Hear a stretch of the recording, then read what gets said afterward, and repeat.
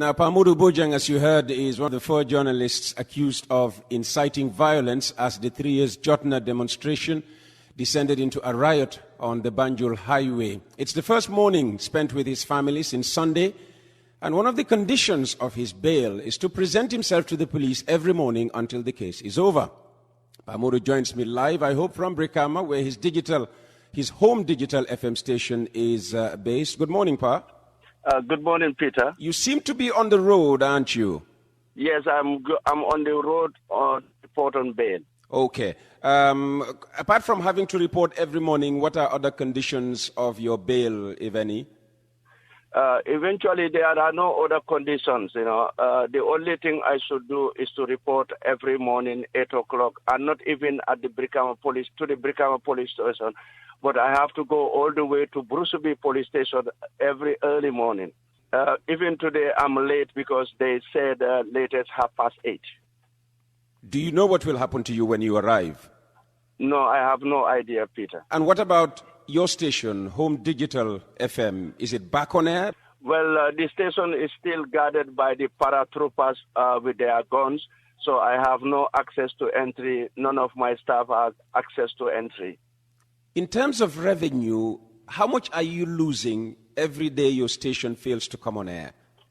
I'm losing almost 20 to 25,000 every day, and despite the contract that I'm having, so businessmen are not permanent friends there, but they are permanent interests. All what they want, they are advertising to be out every day. So in case we fail to do that, we are afraid they might go to other radio stations and abandon us, and that would be a big retardment for us. Since you came out, have you had any call from any of your business partners expressing concern over the failure of their adverts to be aired? Not really, Peter, but then I was very concerned yesterday. When I was released, I just arrived at home, and suddenly I was followed by the police officer who happened to arrest me.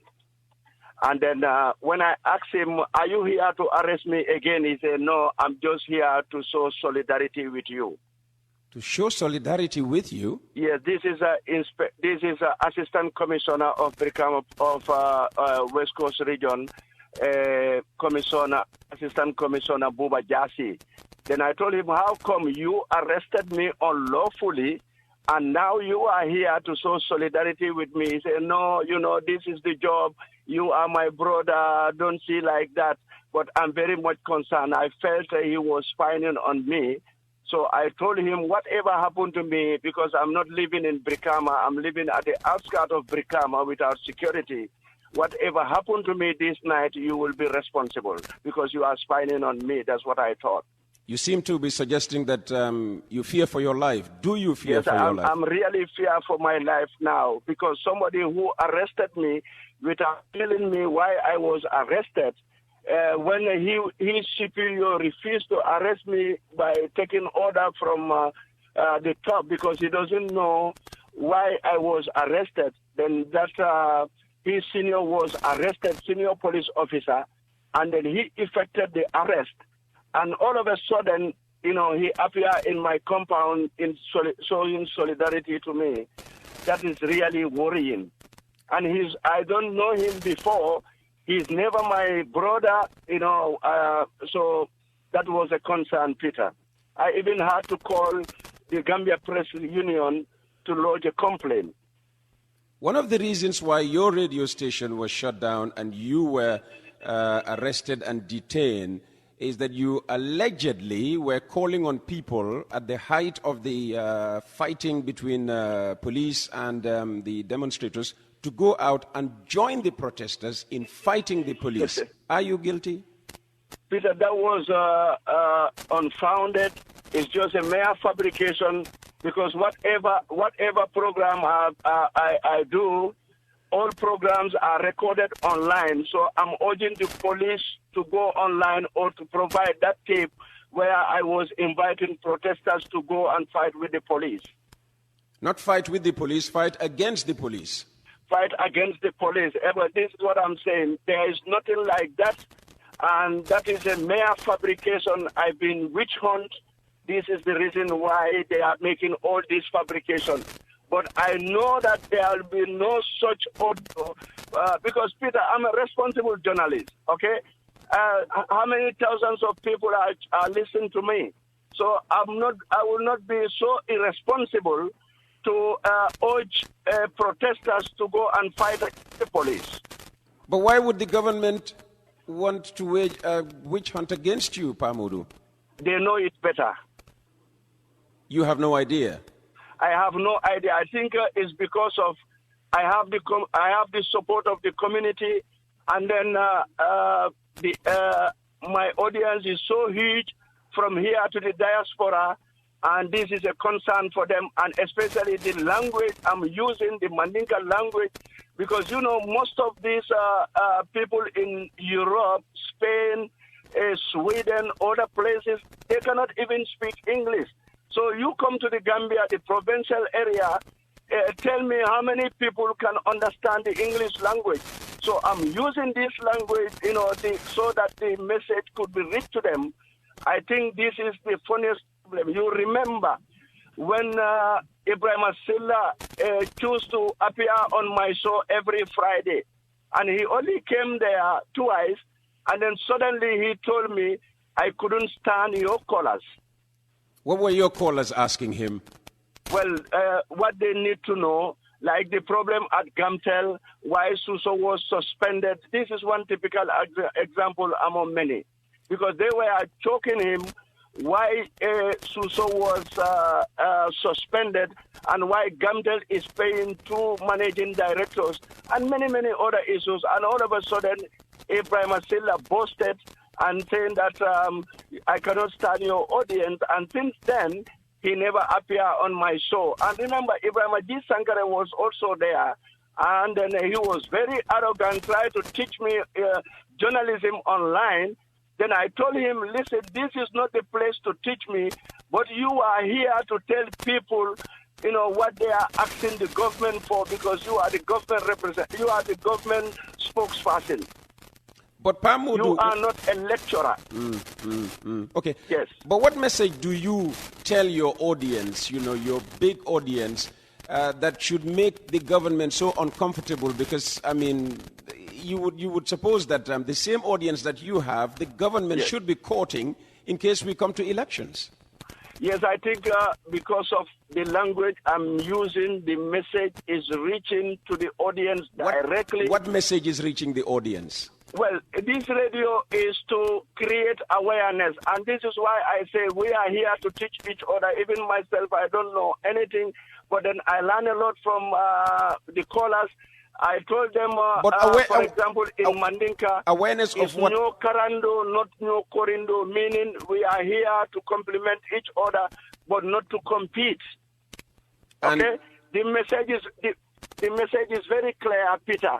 I've never violated the law.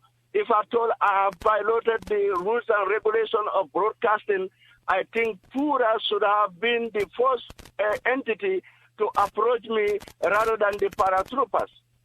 Have you ever had a conversation either with the minister himself or any official of the Ministry of Information and Communication Infrastructure relative to the content of your radio station? No, I've never had any discussion with anybody, not with Ministry of Information, neither with Pura. And you've never had any complaint letter sent to you either by Pura or the ministry or even the security forces? No, never. Since I started broadcasting, I never had any letter from from the ministry, government agencies, or even the security. Never. Do you have any political affiliation? No. As far as I know, I'm a journalist. I'm neutral, impartial, because I'm inviting both parties. You know, Peter, what journalists can do is to invite parties. But then if you invite other parties, they refuse to come, you cannot force them. But on my show, I have invited diverse politicians, ranging from UDP, GFA, and other political parties as well. So you have tried to invite political parties that are aligned to the president, support the president, and they fail to come over, right? Yeah, they failed to come over. Well, you remember one time Ibrahim Ajit Sankare was there, and then also Ibrahim